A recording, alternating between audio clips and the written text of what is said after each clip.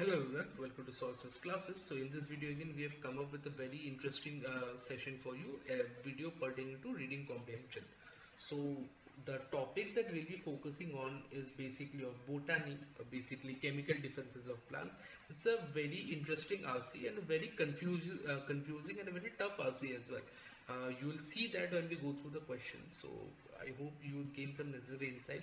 So what we'll be doing is we'll be going through the entire passage and then subsequently we'll try and solve the same so that we can get a clear idea with regards to the approach involved in this particular case. Okay, so having said that, let us now focus on the question in front of us and then try to make sense of how we can go about solving the same. Let's start off. Resin is a plant secretion that hardens when exposed to air. Fossilized resin is called ambers. Okay, we are talking about ambers and a definition of resin. Although Pliny in the 1st century recognized that amber was produced from the marrows discharged by trees, although amber has been widely misunderstood to be the semi-precious gem that has been described in mineralogy textbook. Okay, so although Pliny knew of its origin, still amber has been described as a gem and has been in mineralogy textbooks. Okay. Confusion also persists surrounding the term resins, which was defined before rigorous chemical analysis were available. Resin is often confused with gum, a substance produced in plants in response to bacterial infection. So, gum's use is given, and sap, an aqueous solution transported through certain plant tissues. So, this is about sap. Resin differs from both sap and gum and sap in that scientists do not have not determined the physiological functions of resin. Okay, still ambiguous about function. About function. In 1950s, etymologists position that resin may function to repel or attract insects. Okay, Frankel conjectured that plants initially produce resins in non-specific chemical response to insect attacks, and that over time plants evolved to produce resins with specific repellent effects. Okay, about Frankel's theory about repellents. But some insect species have noted, he noted, might have overcome the repellent effect, actually become attracted to the resin. This might induce the insect to feed on those plants or aid them in securing breeding sites. Okay. Basically, a correlation has been established between plants and insects. Later researchers suggested that resin mediates the complex interdependency of co-evolution of plants and insects over time. So basically, resin promotes this codependency, interdependence. Such ideas led to the development of specialized discipline of chemical ecology, which is concerned with the role of plant chemicals in interaction with other organisms and the evolution and ecology of plant anti-herbivore chemistry. Okay, plants chemical defense against attack by herbivore as an insect. Okay, so this is our passage. Now let's it was a pretty short passage, but a lot of things has been mentioned out regarding how initially resins were talked about and how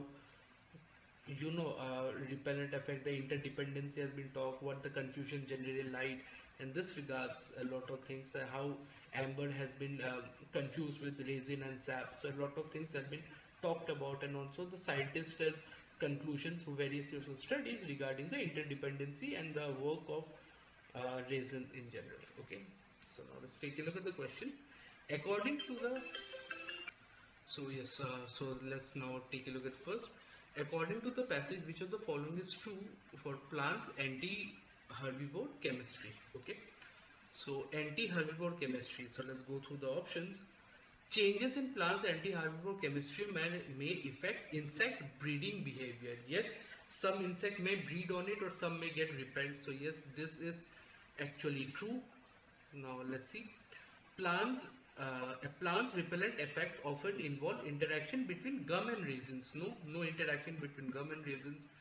A plant's anti-herbivore response assists in combating bacterial infection. Okay, anti-herbivoral response does not assist in bacterial infection. Okay, what assists in that is basically resin does that, but not antibacterial response. Wrong. Plants antiviral chemistry plays a major role in co-evolution of plants and insects. Okay, plays a, we don't know if it plays a major role. Okay, what kind of role it plays? We know it does get involved in some form, but not about whether the role is major or minor. We're talking minor role, right? So again, it's wrong.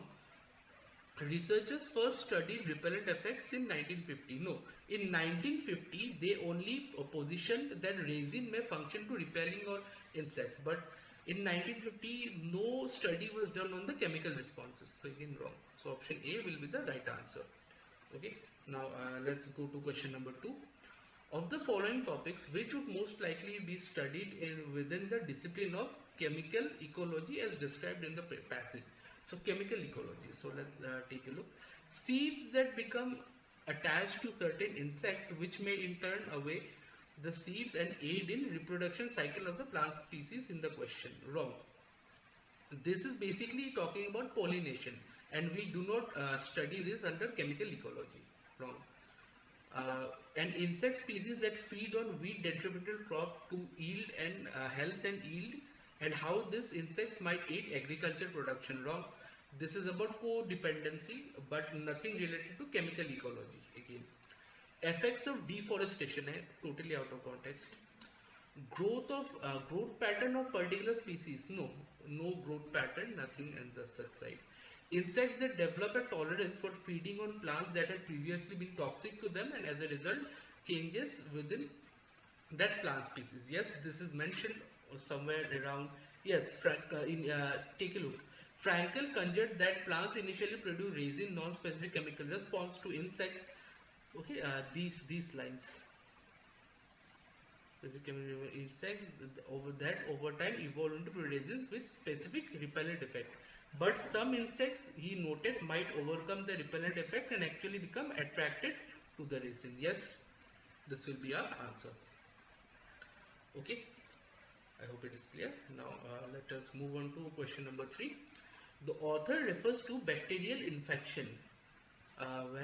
This one, infection, in order to describe a physiological function of gums in the plants.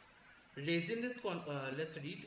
Resin is often confused with gums as a substance produced in plants in response to bacterial infection. So yes, physiological function. This could very well be our answer. Demonstrate that sap. No, nothing with sap. Explain how chemical analysis. No.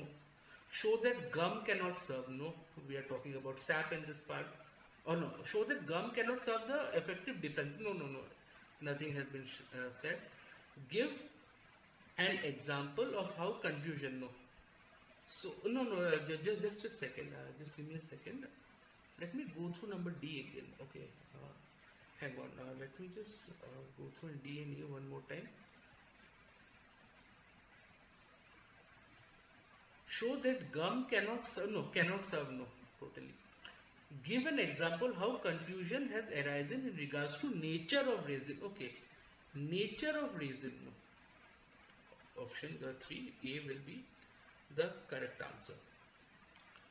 Now, 4. The author in this passage refers to Pliny, most probably in order to. So Pliny. Let's go. Although Pliny in the 1st century recognized that ambers was produced from various bone marrow discharged by trees, ambers has been widely misunderstood as a semi-precious gem. Okay, although he recognized the origin of ambers, Pliny, although he recognized, but still amber was considered as a semi-precious jewel. Okay, this is what it says. To give example how nature and amber misunderstood in the past. Nature of amber. Okay, nature of amber. No, we aren't concerned with nature of amber. Wrong. Show that confusion about amber has been long pervasive than confusion. No, out of context, nothing about reasons. Okay, make note of the first known reference. No, it's not about the first known reference.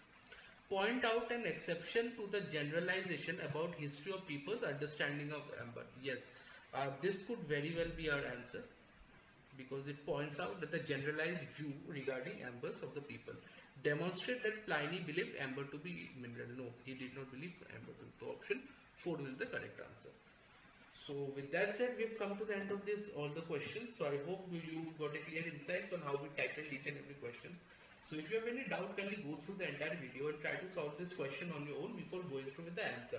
You can pause this in the early stages of the video, solve this RC on your own, and try to mark the answer and try to match with the explanation we have come about with. Okay, that should give you a clear insights on the approach towards solving the same. Now, having said that, if you actually are looking for similar sort of questions further down the line with detailed solutions of the same, feel free to connect with us and we'll be more than happy to help you out in this regards. Okay, having said that, if you like this video, make sure you like, share and subscribe to the channel so that we can come up with a similar sort of relevant topic further down the line. Okay, so with that said, I'll be signing out. Thank you so much.